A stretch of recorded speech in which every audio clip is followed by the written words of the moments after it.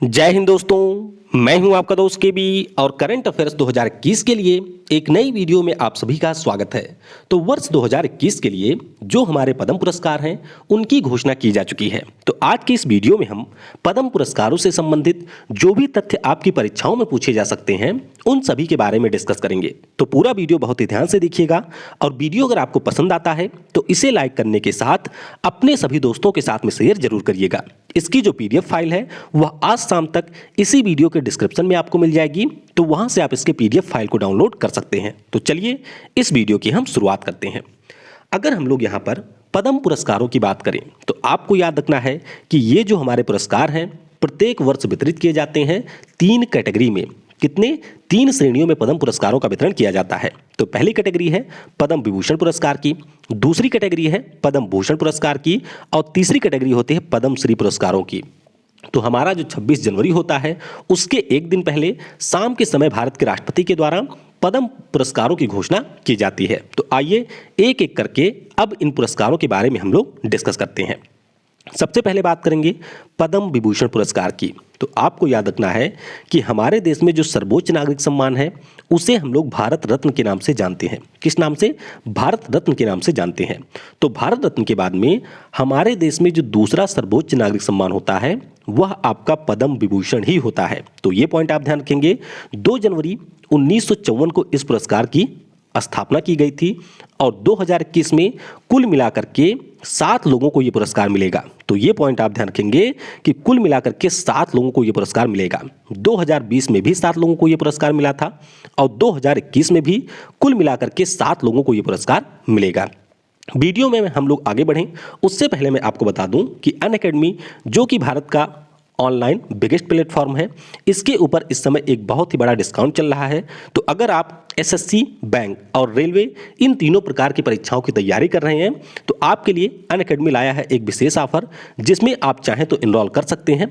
Apply करना है आपको कूपन कोड KV10 और इसे अप्लाई करने के बाद में आपको यहाँ पर 10% का एडिशनल डिस्काउंट भी मिलेगा। तो नीचे आपको लिंक दिया गया है, उस पर क्लिक करके आप इसमें इनरोल कर सकते हैं। अब बात करते हैं पद्म विभूषण 2021 के जो हमारे 7 विजेता रहे हैं। तो पहले आपको ध्यान रखना है शिंजो आबे जी का नाम। तो शिंजो आबे जो कि जापान के पूर्व पीएम रह चुके हैं, इनको वर्ष 2021 के लिए पद्म विभूषण पुरस्कार से सम्मानित किया जाएगा। उसके बाद में बात करते हैं SP बाला सुब्रमण्यम जी की। तो आपको याद ही होगा पिछले साल इनका निधन हुआ था और ये हमारे भारत के महान गायकों में से एक थे। तो इनको भी 2021 में पद्म विभूषण पुरस्कार से सम्मानित किया जाएगा। फिर बात करते हैं डॉक्टर बेले मोनप्पा हेगड़े की। तो चिकित्सा के क्षेत्र में इनको यह पुरस्कार मिलेगा।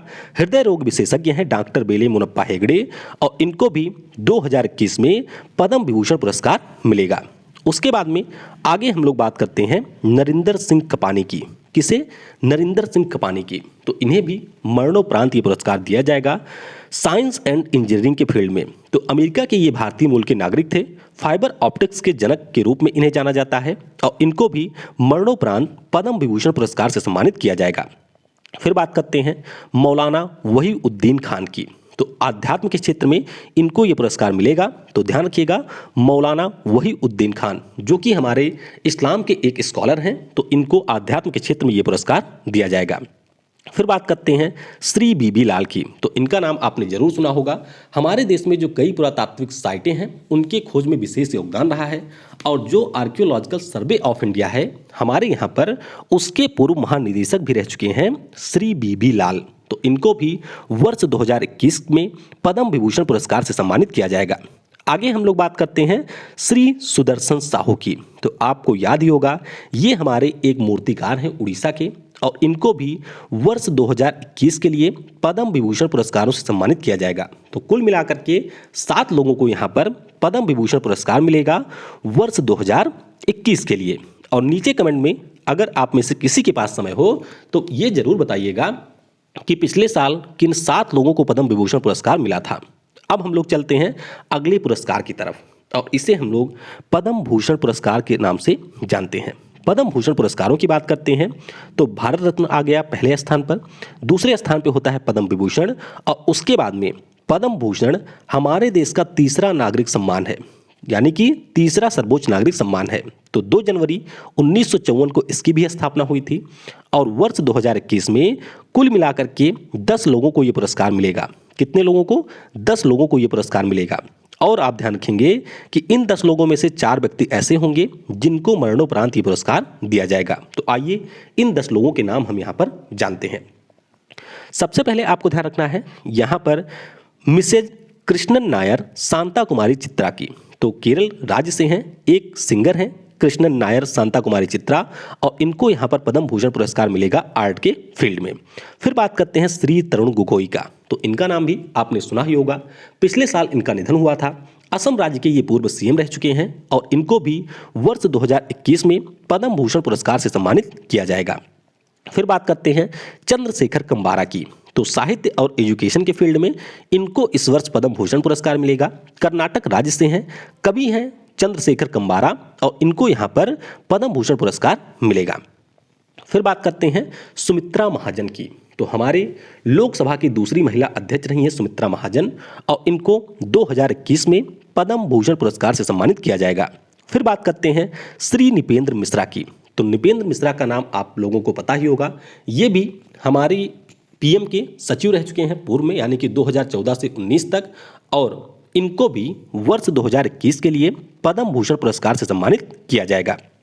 फिर बात करते हैं रामविलास पासवान की। तो याद रखिएगा इनका भी निधन हो चुका है पिछले साल, और हमारे यहाँ पर कंज्यूमर मामलों के साथ साथ फूड एंड पब्लिक डिस्ट्रीब्यूशन के ये कैबिनेट मंत्री रह चुके हैं, और इन्हें भी मरणोपरांत पद्म भूषण पुरस्कार से सम्मानित किया जाएगा। आगे बात करते हैं केशुभाई पटेल की।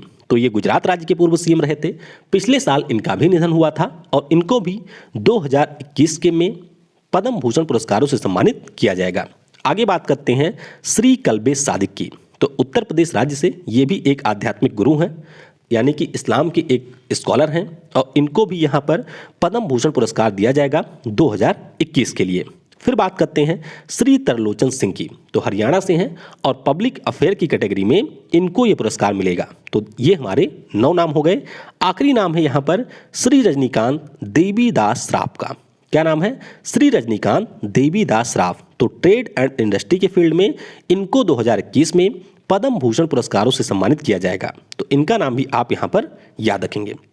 फिर अब हम लोग चलते हैं पद्म श्री पुरस्कारों की तरफ। तो पद्म श्री पुरस्कारों की बात करते हैं तो भारत रत्न हमारे यहाँ का सर्वोच्च नागरिक सम्मान है।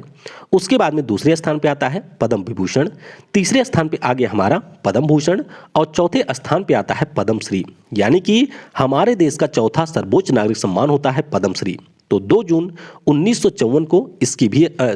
1954 को इसकी भी स्थापना हुई थी, और वर्ष 2021 के लिए कुल मिलाकर के 102 लोगों को यह पुरस्कार मिलेगा। कितने लोगों को? 102 लोगों को यह पुरस्कार मिलेगा। अब 102 लोगों के नाम मैं यहाँ पर नहीं बताऊंगा। खेल के क्षेत्र में जिन 7 व्यक्तियों को इस साल पुरस्कार दिया जाना है उनके बारे में मैं आपको आगे बताऊंगा। तो आइए देखते हैं कि 2021 में किन खिलाड़ियों को पद्म श्री पुरस्कारों से सम्मानित किया जाएगा। तो पहला नाम है यहाँ पर पी अनीता का। क्या नाम है? पी अनीता। तो ये बास्केटबॉल के खिलाड़ी हैं तमिलनाडु राज्य से, और इनको मिलेगा इस वर्ष पद्म श्री। अगला नाम है माउमा दास का। तो पश्चिम बंगाल राज्य से टेबल टेनिस खिलाड़ी हैं माउमा दास, और इनको भी इस वर्ष मिलेगा पद्म श्री। अगला नाम है अंशु जमसिन्पा का। तो अरुणाचल प्रदेश की ये खिलाड़ी हैं, और इनको भी यहाँ पर मिलेगा पद्म श्री। नीचे कमेंट में जरा बताइएगा कि अंशु जमसिन्पा किस खेल से संबंधित है। हालांकि पीडीएफ में मैं आपको इंक्लूड करके दूंगा, लेकिन नीचे कमेंट में बताइएगा कि ये किस खेल से संबंधित है। फिर बात करते हैं माधव नाम्बियार की। तो हमारे केरल राज्य से हैं, एथलेटिक्स के कोच हैं माधव नाम्बियार, और इनको भी इस साल पद्म श्री पुरस्कारों से सम्मानित किया जाएगा। अगला नाम है वीरेंद्र सिंह का। तो ये पैरा एथलीट हैं हरियाणा राज्य से, और इनको भी पद्म श्री पुरस्कार से सम्मानित किया जाएगा। अगला नाम है सुधा हरिनारायण सिंह का। तो एथलेटिक्स से हैं, उत्तर प्रदेश राज्य से हैं, और इनको भी पद्म श्री पुरस्कार इस वर्ष दिया जाएगा। अगला नाम है के.वाई. वेंकटेश का। तो ये पैरा एथलीट है, और इनको भी वर्ष 2021 के लिए पद्म श्री पुरस्कारों से सम्मानित किया जाएगा। तो कुल मिलाकर के 7 हमारे खिलाड़ी हैं जिनको वर्ष 2021 में पद्म श्री पुरस्कारों से सम्मानित किया जाना है। अब आइए कुछ महत्वपूर्ण प्रश्नों को भी डिस्कस कर लेते हैं जो कि आपकी परीक्षा में पूछे जा सकते हैं। तो यहाँ पर पहला प्रश्न है कि भारत का दूसरा सर्वोच्च नागरिक सम्मान कौन सा है। तो आप सभी को याद रखना है, पद्म विभूषण हमारे देश का दूसरा सर्वोच्च नागरिक सम्मान है। तीसरा होता है पद्म भूषण और चौथा होता है पद्मश्री। उसके बाद में अगला प्रश्न है, शिंजो आबे जो कि जापान के पूर्व प्रधानमंत्री थे, इनको 2021 में किस भारतीय नागरिक सम्मान से सम्मानित किया जाएगा। तो बहुत ही महत्वपूर्ण प्रश्न है, ध्यान रखिएगा, इनको मिलेगा पद्म विभूषण। कौन सा? पद्म विभूषण पुरस्कार दिया जाएगा शिंजो आबे को। उसके बाद में अगला प्रश्न है, वर्ष 2021 के लिए कुल कितने लोगों को पद्म विभूषण पुरस्कार से सम्मानित किया जाएगा। तो ध्यान रखेंगे, कुल मिलाकर के 7 लोगों को पद्म विभूषण पुरस्कार से सम्मानित किया जाएगा। कितने लोगों को? 7 लोगों को मिलेगा पद्म विभूषण पुरस्कार।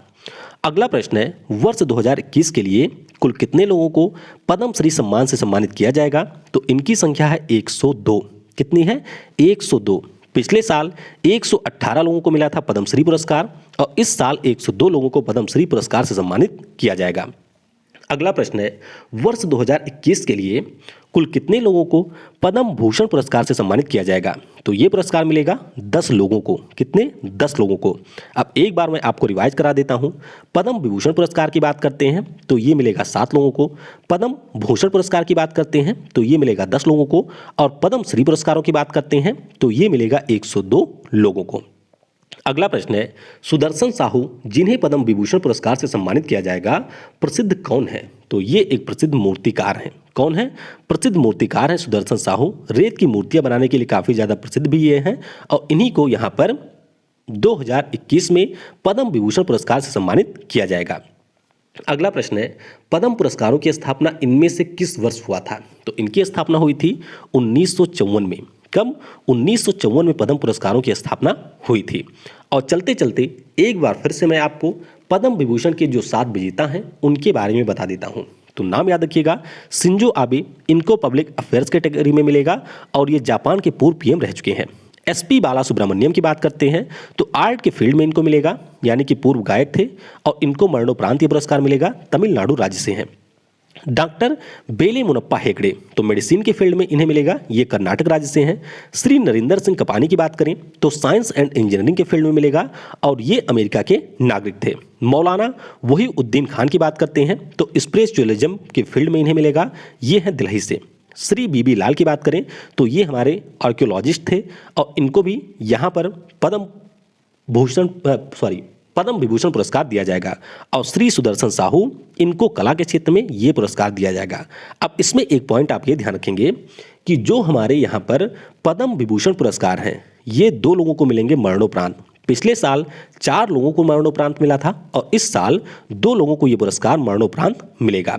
वहीं पर अगर हम लोग पद्म भूषण पुरस्कारों की बात करते हैं तो ये आपके 10 में से 4 लोगों को मिलेगा मरणोपरांत। तो ये भी कई बार परीक्षा में पूछ लिया जाता है कि कितने लोगों को मरणोपरांत ये पुरस्कार मिला है, तो इसके बारे में भी आपको याद रखना है।